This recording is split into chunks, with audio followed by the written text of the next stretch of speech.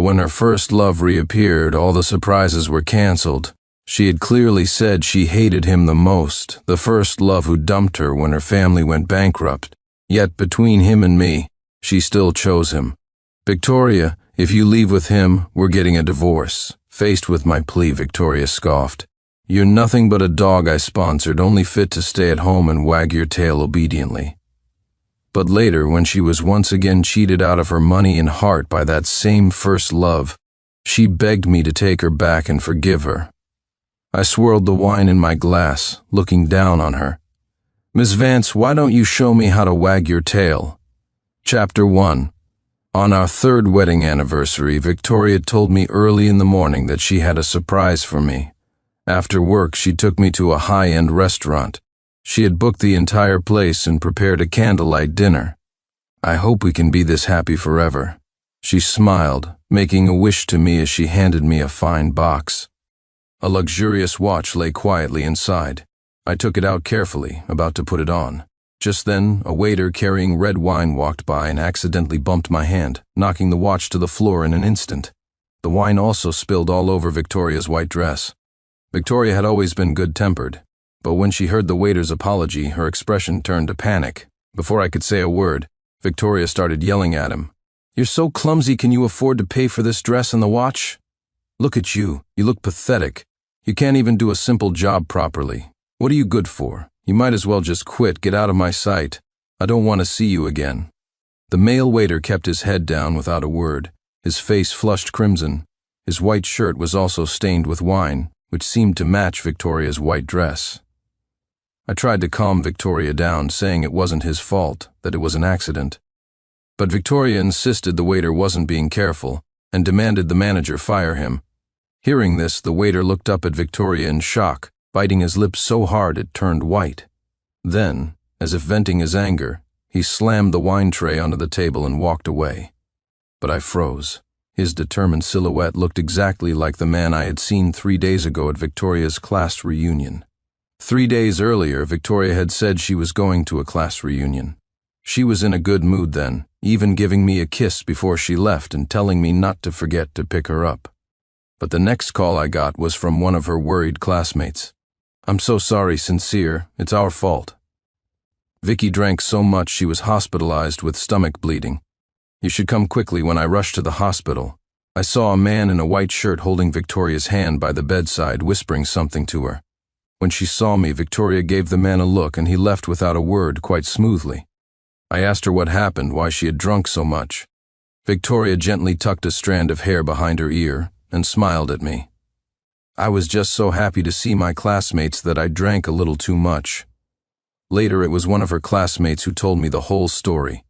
The man I saw at the hospital that day was named Ethan Rhodes. He and Victoria were indeed close. He was her first love from college. They had been together for 4 years before Ethan went abroad, which led to their breakup. For the next 4 years, there was no word from him. On the day of the reunion, Ethan had shown up, looking like he'd traveled a long way, and went straight for Victoria. He said something to her, and after she slapped him, she started drinking non-stop. Ethan just stayed by her side in silence. For every drink Victoria had, Ethan had one too. The other classmates were stunned by the scene and didn't dare to say a word. Finally, someone couldn't watch anymore and tried to stop her, but as soon as Victoria put down her glass, she coughed up blood. It was Ethan who carried her all the way to the hospital. Our romantic candlelight dinner ended abruptly. In the car, I noticed Victoria's mood had been low ever since the incident, which confirmed my suspicions. I spoke softly. "That man just now. Was that Ethan?" After a long pause, I heard her reply. "Yes." Victoria paused again, then added, "Sincere, I hate him." But I was still uneasy. Thinking about her strong reaction earlier, I decided to ask, "Do you still love Ethan?" As I said the words, my heart felt like it was being torn apart by an invisible hand. Chapter 2. Victoria shook her head. "Sincere, don't be silly. That's all in the past. You're the only one in my heart now. Back then, Ethan saw my family was going bankrupt and broke up with me without a second thought, leaving me all alone. For a scoundrel like that, I'll curse him every time I see him. Making him lose his job is letting him off easy." As she spoke, tears welled up in her eyes. I knew that Victoria's family company had faced a crisis back then. I was the one who stood by her step by step, pulling the company back from the brink of collapse and building it into what it is today. Only the two of us understood the hardships we went through. My heart ached for her. I reached out with one hand and gently stroked her head. "Watch out," Victoria screamed. A slender figure was blocking the entrance to our villa. I slammed on the brakes, the screeching sound filling the air. Almost simultaneously, Victoria bolted from the car. From inside the car, I watched her run to Ethan and give him a hard shove. Ethan stumbled and was about to fall. Victoria was cursing at him, but she couldn't stop herself from reaching out to steady him. The moment she reached for him, Ethan pulled her into his arms. They held each other tightly. Under the streetlight, the red wine stain on Victoria's white dress looked like a blooming rose. I got out of the car and called her name. As if waking from a dream, Victoria pushed Ethan away and, without a word, pulled me back to the house. Before we went inside, I glanced back. Ethan was still standing there, showing no intention of leaving. Once we were home, Victoria said she was tired and told me to take a shower first, but when I came out, I couldn't find her in the bedroom. She was standing motionless on the balcony, her eyes fixed on Ethan outside. I frowned. When I walked up beside her, she didn't even notice. "Why don't we invite him in for a drink?" My voice startled her, and she flinched. She shook her head repeatedly. "Sincere, I'm just watching a fool. Look at him, isn't he pathetic?" Victoria smiled, but it was uglier than tears. Without another glance, she turned and went back into the room. Before going to bed, I also looked out the window. Ethan was still standing there. That night, a light rain began to fall. Victoria and I lay back to back, unable to sleep for a long time. As the rain grew heavier, so did the turmoil in my heart. The space beside me shifted. Victoria had sat up. Seeing no reaction from me, she waited a moment, then finally rushed out the door. Victoria returned, holding an umbrella over a drenched Ethan. I had been waiting on the sofa for a long time. They saw me the moment they walked in. Ethan saw me and immediately turned to leave, but Victoria gripped his arm tightly. "Sincere, suppressing the emotions churning inside me, I spoke in a low voice. "Aren't you going to tell him to get lost?" Victoria's hand suddenly dropped, and Ethan turned and disappeared into the rain. "Sincere, I'm sorry. Just give me some time. I'll handle this to your satisfaction." Victoria picked up the umbrella from the floor and chased after him without a backward glance. I rubbed my throbbing temples, but my mind was crystal clear. Memories of our past flashed before my eyes. I had always believed that after 3 years together, Victoria and I were deeply in love. Now it seemed it was all just my one-sided wishful thinking. I waited a whole day but heard nothing from Victoria. Just before the end of the workday, my secretary, Rebecca Jones, rushed in, crying. "Mr. Clark, Ms. Vance brought a man in and said he's replacing me. I can't lose this job. My mom is in the emergency room, and I need my salary to save her. I already had a bad feeling." I went out to see what was happening. Sure enough, it was Victoria, personally handling Ethan's onboarding. She was smiling as she handed a document to him. Suddenly, I grabbed her hand. The panic in Victoria's eyes lasted only a second before it was replaced by a smile. She casually waved over another person to handle the onboarding and pulled me into her office. "You didn't come home at all last night. Where were you?" Victoria's expression was calm as she gently smoothed out my clenched fist. "Sincere, it's all resolved. I've made things clear with Ethan. He won't bother me anymore. From now on, we're just old classmates." Chapter 3. But I just looked at her with suspicion. I turned her by the shoulders to face me directly. "Then why didn't you come home last night? And what's going on now?" I noticed a slight frown on Victoria's face as she pulled away from my grasp. "Ethan was out in the rain last night and came down with a high fever. Since we're old classmates, I couldn't just leave him. I was just at the hospital with him, making sure he was okay. Nothing else happened. As for today, this is my surprise for you. You've been struggling to find investors for the cardiopulmonary technology you're developing, right? Well, Ethan knows a lot of influential people overseas and has great connections. I'm having him start as a secretary to get familiar with our workflow, which will make it easier for him to pitch to investors." Victoria answered all my questions, her reasoning so plausible it was hard not to be convinced. All in all, it was a somewhat satisfactory resolution. But Victoria gave me a playful push. "You and your soft spot for a pretty face. Don't worry, I'll transfer her to another department." That evening, Victoria threw a welcome party for Ethan. At first, I didn't think it was necessary. But Victoria argued that it was only right to welcome an old classmate to the company and that Ethan should be treated fairly. Besides, things had been tense between Ethan and me yesterday, and this was a good chance to bury the hatchet. By the time I arrived, everyone was already drinking and celebrating. Victoria was standing very close to Ethan. He must have said something funny, because she was laughing uncontrollably. Just then my phone rang. It was Rebecca. "Mr. Clark, could you come back to the office? There's a problem with the cardiopulmonary technology project." I told a colleague at the door I had to leave and rushed back to the company. My mother died of pulmonary heart disease, a pain I've carried with me ever since. After she passed away, my father remarried and brought home a stepsister 2 years younger than me. Overwhelmed with grief and anger, I cut ties with my family and started my own business, focusing my research on cardiopulmonary technology. It was then that I met Victoria. Her family business had just gone bankrupt and was on the brink of collapse. She invested all her remaining funds into my venture, and I helped her save her company. We built everything we have now, step by step. Thinking of this, a warmth spread through my heart. Ethan would just be a small hiccup in our marriage. Victoria and I would continue on together. When I finished up at the office and hurried back to the restaurant, Victoria was gone. Everyone was happy and drunk, and no one could remember when she had left. I asked the manager for the security footage. As I watched it, second by second, my heart sank. Right after I left the first time, Victoria had laughed so hard at one of Ethan's jokes that she fell into his arms. Then, while everyone was raising their glasses, they were kissing shamelessly in a corner. They kissed all the way out of the private room, got into a taxi, and sped away. With trembling hands, I took out my phone. It took several tries to dial the number correctly.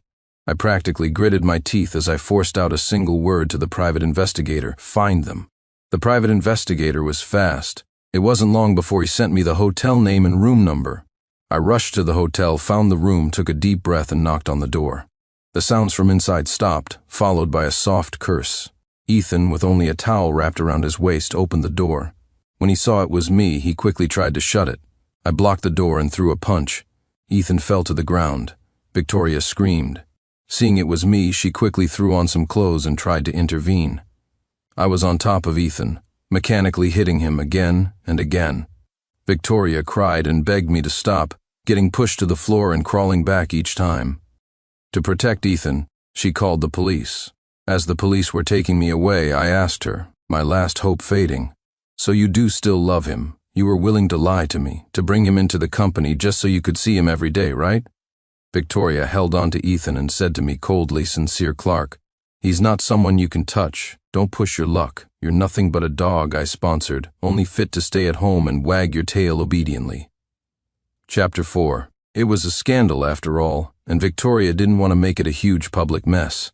In the end, I was only detained for 3 days before being released. When I was released, Victoria was there to pick me up. Seeing my disheveled state, her eyes immediately reddened. "Sincere, did we really have to end up like this? Let me guess. Are you afraid that divorcing me will mean splitting the company's assets, or is it because you and that waste, Ethan, can't handle the company on your own?" My words made Victoria shed a few tears, and she grabbed onto me tightly. "Sincere, what are you saying? We can't get a divorce. I can explain everything. I did some things wrong, but I really do still love you. Sincere, don't you love me anymore?" One by one, I pried her fingers off me. "I made the mistake of trusting you once, but there won't be a second time in this lifetime." When I got back to the company, Ethan was in my office, legs crossed, snacking on sunflower seeds. The bruises on his face hadn't healed, covered in bandages, yet he still had the nerve to be eyeing my things. Perhaps the shock I gave him was too strong, because the moment Ethan saw me, he instinctively shot up and stood to the side. I ignored him and started gathering the files on my desk related to the cardiopulmonary technology. Ethan, realizing how pathetic he had just looked, started to provoke me. "Sincere, don't get cocky. This office will be mine sooner or later. Vicky only has me in her heart. I'd advise you to be smart and leave quietly." This idiot. Did he really think that the Vance Corporation, which was on the verge of collapse before he left the country, could be saved by Victoria alone? But he didn't need to know that. I'd let him live in his daydream for a few more days. I finished gathering my files and looked at him mockingly. But Vicky was just begging me not to divorce her. She said you were just a mistake she made. On my way out, I ran into Rebecca and told her I was planning to leave. She was smart and diligent, someone I had mentored from the beginning. "Boss, thank you for everything you've taught me." I smiled at her. "See you around." Rebecca nodded with tears in her eyes, then suddenly looked up at me. "But boss, what about our cardiopulmonary technology? I was hoping it could save my mom's life." That was a good reminder. The research was at a critical stage and couldn't be stopped because of Victoria, but there was no way I could stay at Vance Corporation. I gritted my teeth, having already made a decision. I then asked Rebecca, "I have a new opportunity. Would you consider coming with me?" Back home, I had to mentally prepare myself for a long time before finally making the call. On the other end, Claire Clark picked up. There was a long pause before she stammered, Are you Sincere Clark? Brother?" "Yes." Another long pause from Claire, and when she spoke again, her voice was thick with tears. "Brother, I'm really not his illegitimate daughter. We're not related by blood. Please don't be angry with Dad anymore. Come home. I can't lead the company at all." The Clark Corporation was involved in various industries, deeply rooted and complex. It was indeed too much to ask Claire to lead such a massive company. I had actually found out a year ago that Claire wasn't an illegitimate child, but at the time my entire focus was on Victoria. It didn't matter now. The fact that my father had remarried so quickly after my mother's death was still a thorn in my side. But now I had to pull out that thorn. In the end, the Clark Corporation was all I could rely on. "Claire, I'll come back to help you, but first, I need you to do a favor for your brother. I need the corporation to set up a branch in City A for medical research." Chapter 5. By the time I finished discussing things with Claire, it was already dark. I had planned to just pack a few of my things and leave.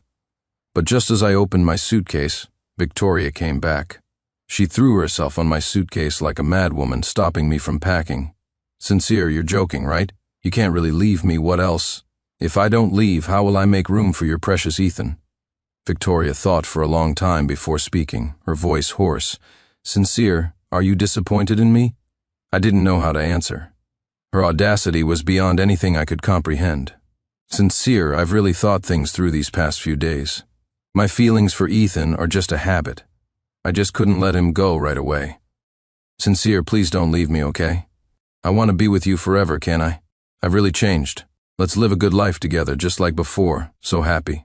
Wouldn't that be wonderful?" Her words were just laughable to me. I quietly recorded what she said and sent it to Ethan. A moment later, Ethan's call came through. Victoria frantically gathered her things, ready to rush out. I sat on the sofa, watching her with amusement. "Victoria, if you walk out that door, you won't see me when you get back." She hesitated, then actually gritted her teeth and sat back down beside me. "See, Sincere? I've really changed." Victoria stopped going to work, staying at home all day, afraid that if she looked away for a second, I'd be gone when she got back. I decided to play along, handling the branch company's affairs remotely from home while also contacting a lawyer to draft the divorce agreement. This situation didn't last for more than a few days. When the news came that Ethan had taken sleeping pills, Victoria finally made up her mind and left. I moved out of that house. Rebecca helped me find a rental near her place. I had originally planned to stay at the hotel Claire arranged for me, but Rebecca thought I had nowhere to go and was so busy helping me that I didn't have the heart to refuse. It was also convenient for contacting Rebecca about company matters. I packed my things overnight. After the long standoff with Victoria and the move, my head felt a bit foggy. While scrolling through my phone after packing, I saw a new post from Victoria on her social media. The picture was of her holding a hand with an IV drip in it. It seemed Ethan had been successfully revived. She had added a caption, "After everything, it's always been you." She even added a heart emoji at the end. The words were so sincere I almost forgot that just a day ago, she was professing her undying love for me, saying she couldn't be apart from me. Just then, I heard Rebecca's voice from outside the door. "Boss, are you asleep?" "I made some pear soup for you to try." I quickly got up to open the door for her, but my vision went black and I collapsed on the floor. When I woke up again, everything was white. I was in the hospital.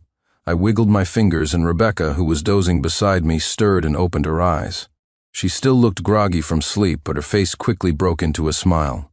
"Boss, you scared me to death. You were out for a whole day and night. Now that you're awake, we need to get you properly checked out. I chuckled. It's nothing, just been too tired lately. But Rebecca was firm, saying that she hadn't paid enough attention to her own mother's health, which is why they missed the best time for treatment.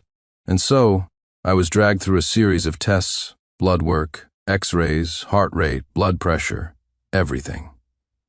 Rebecca went to get my results. Feeling stuffy in the room, I took my IV stand and went outside for some fresh air. Sincere? I turned around. It was Victoria and Ethan. Victoria was helping Ethan take a walk. When she saw me in a hospital gown with an IV, she immediately let go of him and ran to my side.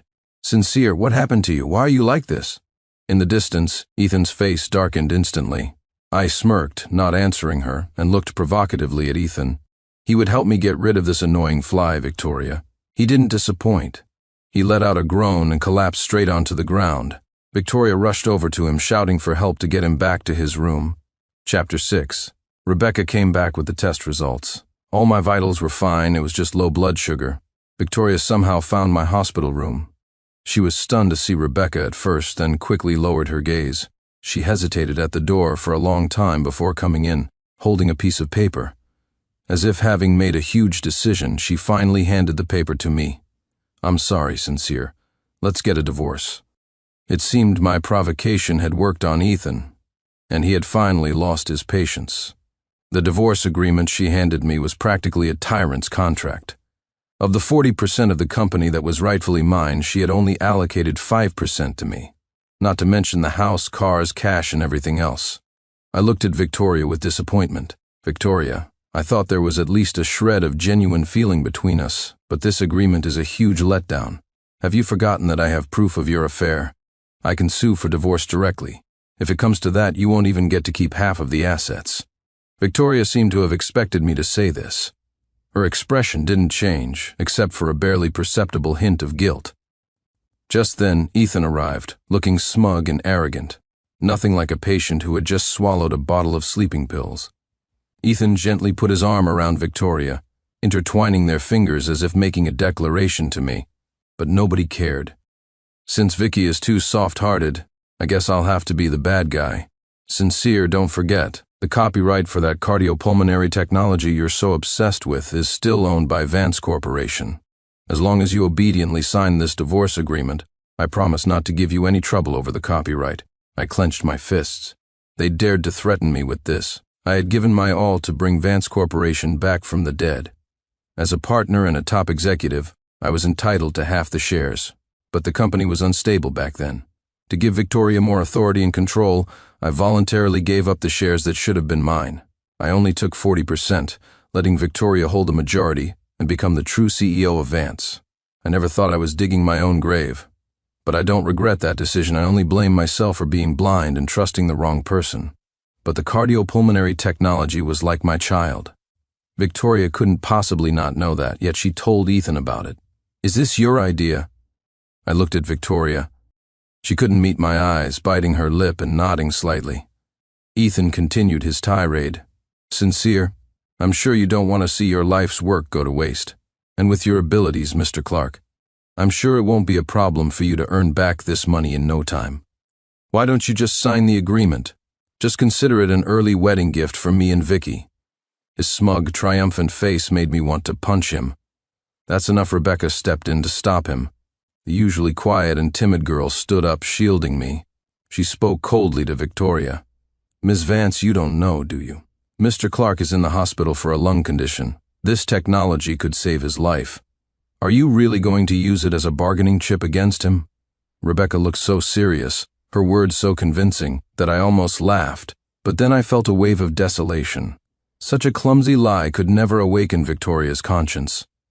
After hearing Rebecca's words, Victoria's expression softened slightly.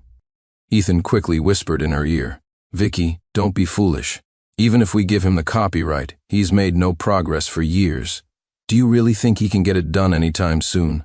And even if he wants it, we're giving him a chance. Let him trade the agreement for it. You're thinking about Sincere, but has he ever thought about you? All these years of your inner turmoil and struggles, only I understand. Besides, look how quickly he's gotten close to Rebecca Jones. Who's to say they weren't already together behind your back? Chapter 7. Victoria was swayed. Her eyes gradually grew cold. Sincere, if you really need this technology so badly, then you should sign.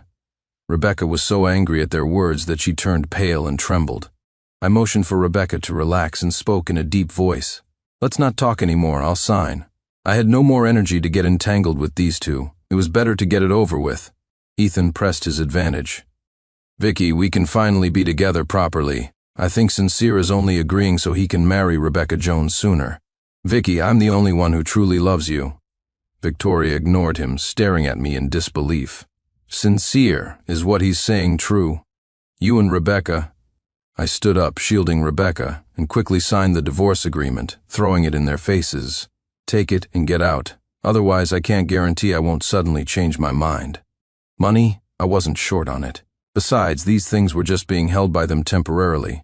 I had my own ways of getting them back.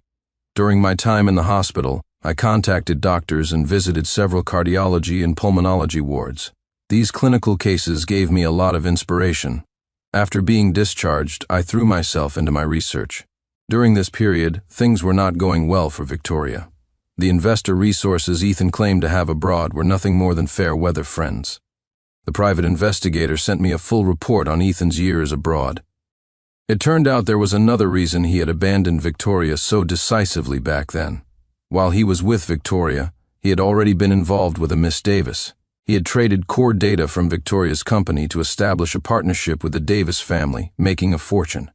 He fled the country for 4 years to avoid getting caught. This was the root cause of why Vance Corporation almost went bankrupt in the first place. Abroad, Ethan was a good-for-nothing, dating countless women and living a debauched life. He almost failed to get his degree, only managing to graduate after paying a large sum of money. He quickly spent all his money and, after hearing that Vance Corporation was growing stronger, decided to return to the country. Unfortunately for Ethan, he miscalculated. Vance Corporation wouldn't always be so lucky. Without me, it was in decline. Now, in the hands of this good-for-nothing parasite, it was nothing more than a soulless shell. Not to mention, I had been giving it a few pushes from the shadows. Seeing the situation, Gregory and Eleanor Vance couldn't help but want to step in. They had always looked down on me, believing I had no connections or background, and that my minor successes were all thanks to their funding. It was only later that I found out that Victoria's parents had played a part in getting her and Ethan together. They always thought Ethan, the overseas returnee, was exceptionally brilliant. They believed his nonsense and belittled me at every turn. But Gregory and Eleanor were ultimately out of touch and had no idea how to run the company. Then again, if they had any real ability, they wouldn't have let Vance Corporation fall into near bankruptcy in the first place. There was also an unexpected bonus. The Clark Corporation's branch in City A was founded in Claire's name.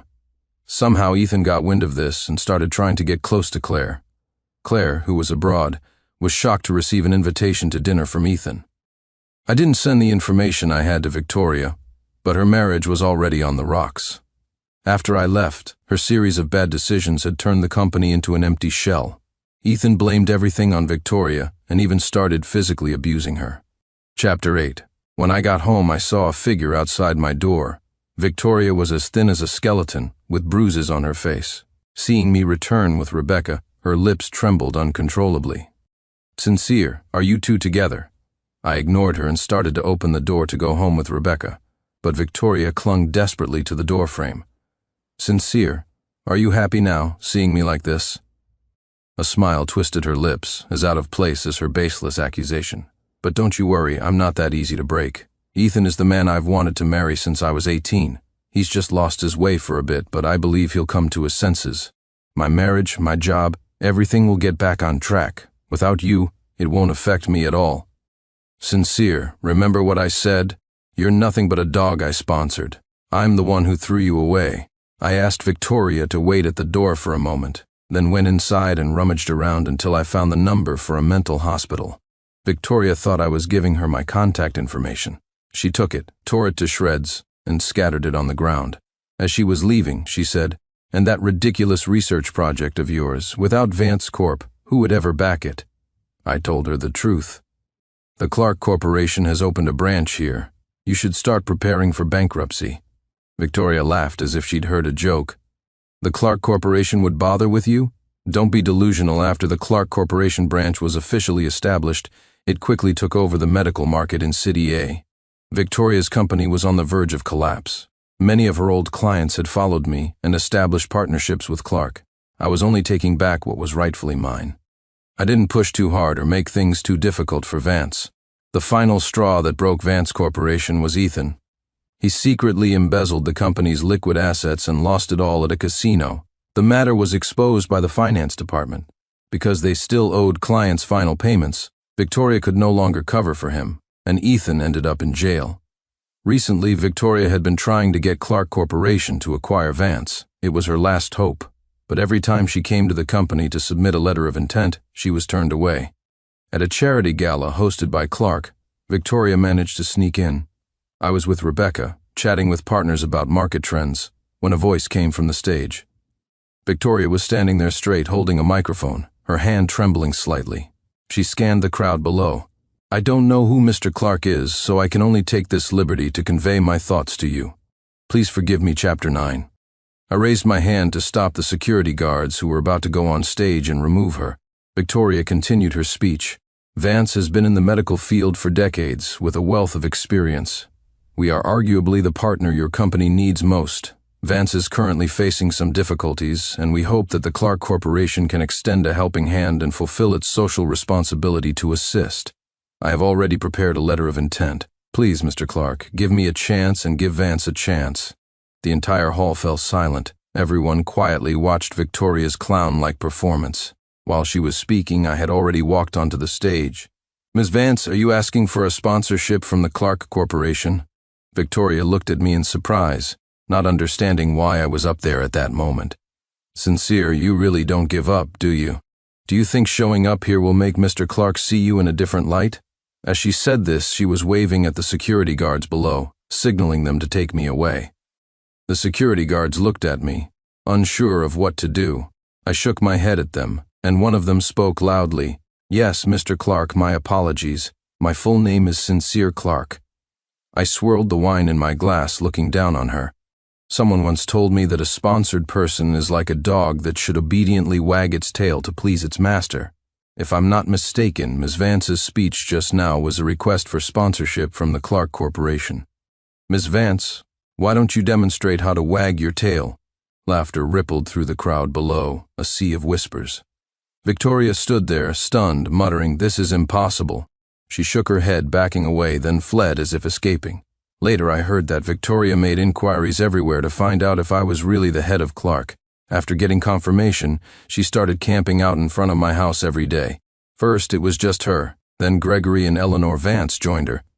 But they didn't know that I had already moved.